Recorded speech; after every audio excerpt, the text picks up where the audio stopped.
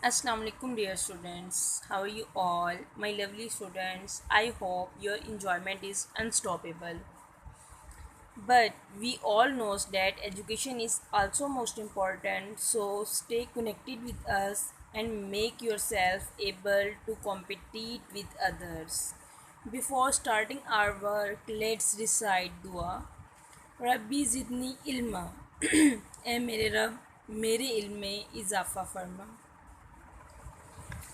Okay, beta, as we know, we all belong to Bala More School, DG Khan. Second monthly test 2020, grade 5th, Science, Afaq and series. As we know, our 6 unit is completed.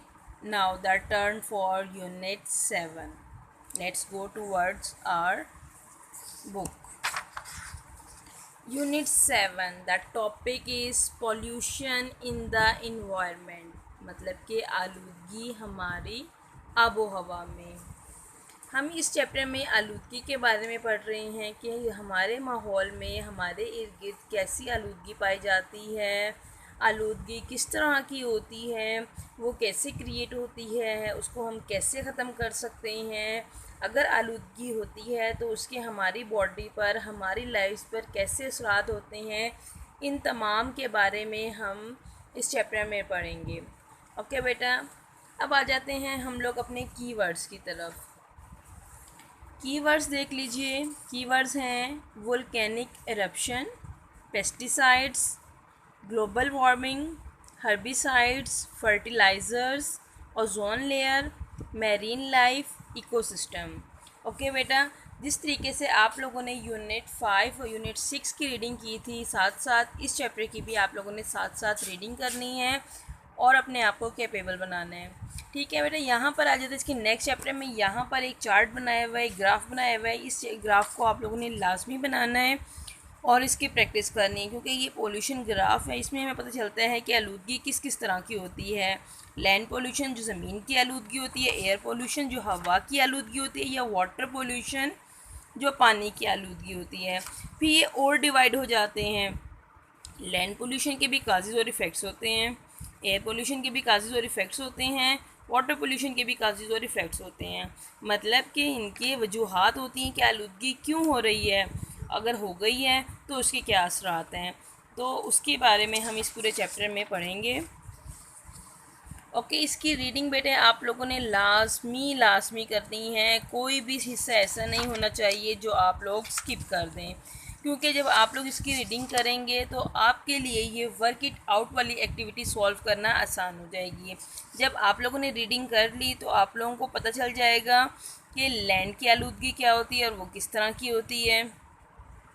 ठीक है, और इसके बारे में आप लोग बहुत अच्छी तरीके से ब्रीफिंग दे पाएंगे. ये वर्क इट आउट की एक्टिविटी आप लोगों ने सेल्फ असेसमेंट के तौर पे खुद से करनी है, जैसे कि पहले वाली एक्टिविटीज़ करते आए हैं आप लोग. और इसको सॉल्व करने के लिए आप लोग अपने पेरेंट्स, अपने रिलेटिव्स, किसी की भी हेल्प ले सकते हैं, but we need your work. Okay बेटा, अब आ जाते हैं एक्सरसाइज की तरफ. जब हम बात करते हैं एक्सरसाइज की तरफ तो क्वेश्चन आंसर्स एज़ यूजुअल हमारे क्वेश्चन आंसर्स कंप्लीट हो चुके हैं. क्वेश्चन आंसर्स कंप्लीट होने के बाद कैसे कंप्लीट हो गए, क्योंकि ये क्वेश्चन आंसर्स हमें नोट्स में प्रोवाइड किए जा चुके हैं. जब बात करते हैं हम नोट्स में प्रोवाइड करने की, तो आप लोगों के पास माशाल्लाह से हर बच्चे के पास नोट्स अवेलेबल हैं.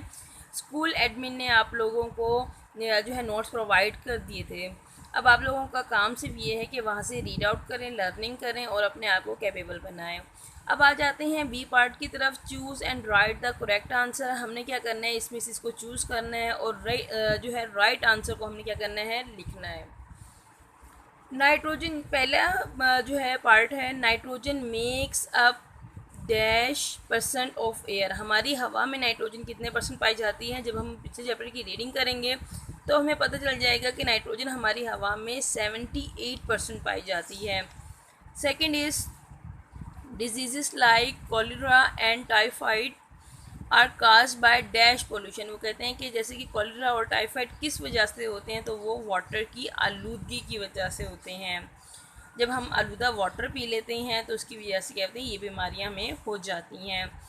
Water occupies approximately dash percent of the earth surface. वो कह रहे हैं कि हमारी ज़मीन पर, पूरी ज़मीन पर, मतलब कि पूरी दुनिया की ज़मीन पर कितने परसेंट पानी पाया जाता है एक अंदाजे के मुताबिक? तो एक अंदाजे के मुताबिक तकरीबन 80% जो है वाटर हमारी अर्थ पर पाया जाता है। ओके बेटा, इसके बाद आ जाते हैं 4 पार्ट पर।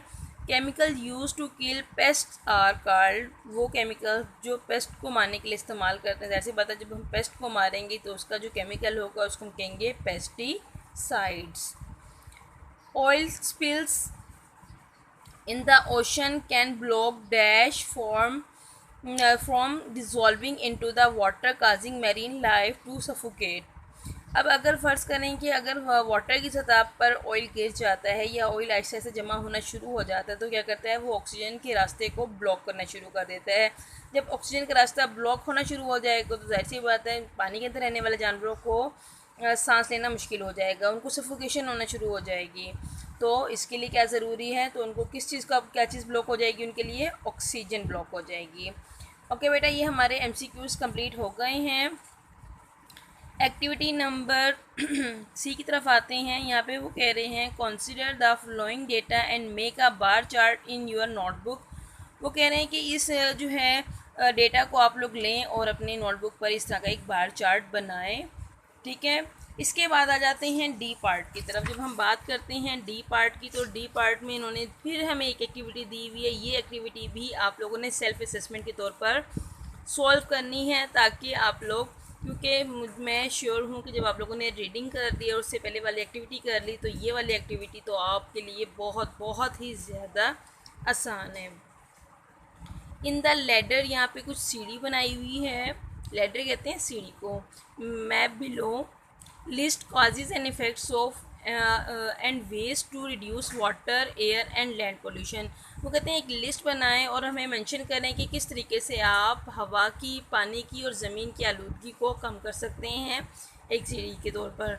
जब हम, आपने पीछे पढ़ा एयर पोल्यूशन के बारे में, लैंड पोल्यूशन के बारे में और वाटर पोल्यूशन के बारे में, तो उन्होंने क्या दिए थे? Causes and effects. Causes and effects, तो आप लोगों ने क्या करना है, उनमें से दो काज, दो इफ़ेक्ट्स आप लोगों ने हर बॉक्स में लिखने हैं। और आप लोगों ने नीचे ये भी बताना है हाउ टू रिड्यूस, तो आप इस आलूदगी को कैसे ख़त्म कर सकते हैं, इरेडिकेट कर सकते हैं। और I am sure that you will do your best. ठीक है बेटा, और मेक योर सेल्फ कैपेबल। ठीक है, और इंशाल्लाह मुझे उम्मीद है कि आप लोग अपनी पढ़ाई पर तवज्जो देंगे, स्कूल के साथ कनेक्टेड रहेंगे और घर में पेरेंट्स को ज़्यादा तंग नहीं करेंगे और अच्छे अच्छे बातें सीखेंगे और तालीम अपनी जारी रखेंगे। ओके बेटा, अल्लाह हाफ़िज़।